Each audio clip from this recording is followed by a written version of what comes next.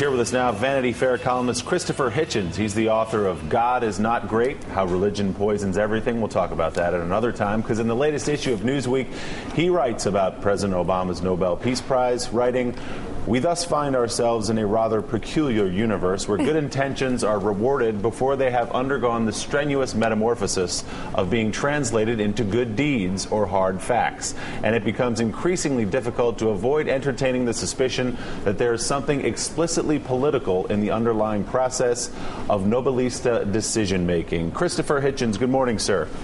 Good morning. Good excerpt there. Lay out for us. Yes, well put, I must say. I thought it was I think the very well. translation was he didn't deserve it. He did. You call it, Christopher, the Nobel's first virtual award. Why do you say that? Well, it would be like giving someone an Oscar in the hope that it would encourage them to make a decent motion picture, for example. I mean, reviewing what I wrote over the weekend, I thought it's probably a pity that the president was woken up with the news and didn't have the chance to do anything except sort of say, gee whiz, are you sure I deserve it? I mean, if he'd said, on reflection, had time to think, you know what, I really do appreciate the honor, but why don't you come back to me when I've done something to deserve it? I don't think I can come to Stockholm on these terms. I think it would have been a real act of statesmanship, would have made everyone feel instantly a great deal more confident than they do. That he's a serious guy. And how does he? As it is to look all moist and Bambi-like and say, "Well, this is terrific," and you know, it'll make me try harder, is sort of insipid to a terrible degree. I don't think he did that. Did he do that, Andy? No, but I mean, I want to ask Chris. Can anyone? Has anyone ever turned down one of these prizes before, Chris? That you know of? I mean, is that actually feasible? Christopher, if you don't mind, only because it's my name. Christopher. No, that's okay. I'm Andy or Andrew. I'm not particularly particular, but go ahead. Fine. Now I've completely lost your thread. Can you turn down a prize, Christopher? Nobody's ever turned down a peace prize, no.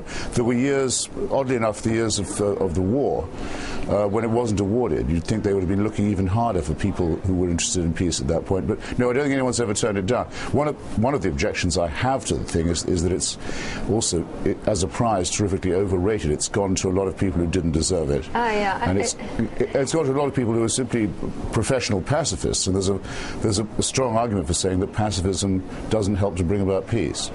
Yeah, and Christopher, I'm wondering if you think really the president was sort of Bambi-like and excited. I actually think he was quite humble in his acceptance of it, and even said himself. I think Bambiness is sort of bashfulness and humility, but perhaps I should have been a little less frivolous. And Chris, of course, he knows how to be humble. But the real humble thing to do would be to say, I don't deserve it, and I'm not going to accept it. I want to be reconsidered when I've done something to earn a prize. And Christopher, so what does he do from here then? He is going to accept it, we understand. How can he turn this into a good thing in some way?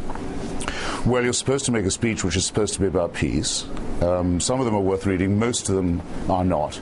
Mother Teresa, for example, when she was given the Prize for Peace, having never done anything or said anything about peace, announced the greatest threat to world peace was abortion. You could see a few faces change in the audience at that point, wondering what they'd done.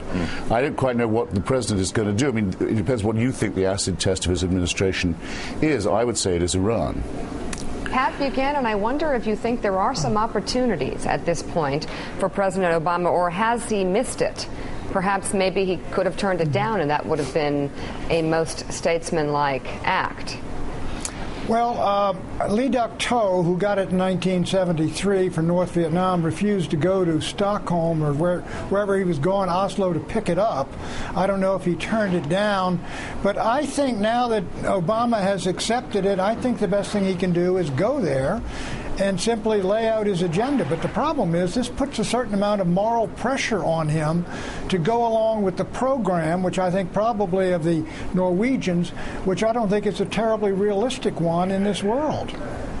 Christopher Hitchens? I should have pointed out, I don't think Lee Duc-Tho actually declined the award, which he shared with Henry Kissinger, but he did say on declining to go that it was absurd to give a prize for a peace in Vietnam that hadn't yet materialized. And of course, that was another of the occasions when you might say the committee was sort of at the very best anticipating events, as it was when it very foolishly gave the prize to Rabin and Arafat. Right. Christopher, I mean, I gather you don't accept the notion that Thorbjorn Jagland stated, where he said that the prize was just to enhance the president's standing, not unlike with Willy Brandt and Gorbachev.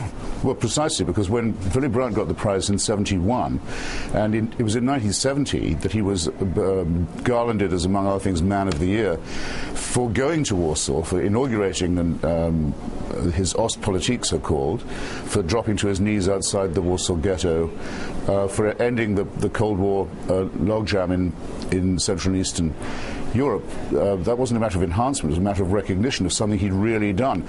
Same case with Mikhail Gorbachev. He got it in 1990 after Reagan, with whom he'd made a real peace deal, had left office, and while he was about to become the last chief executive of the Soviet Union. So there was nothing more to award him for. It wasn't saying keep it up. It was a recognition of something he had really concretely already done. This is nothing like that.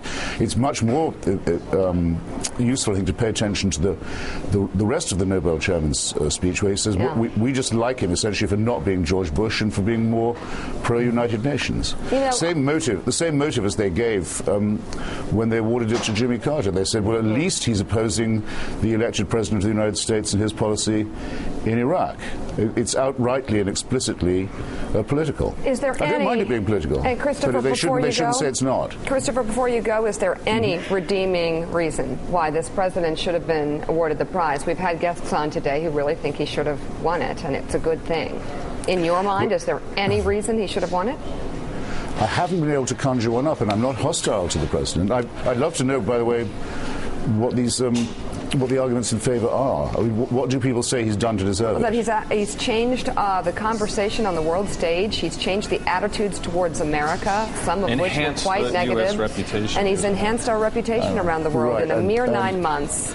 And I would also argue that when I first heard word that well, that really is a virtual prize, then, isn't it? As I say, it's a prize for effects, not effect.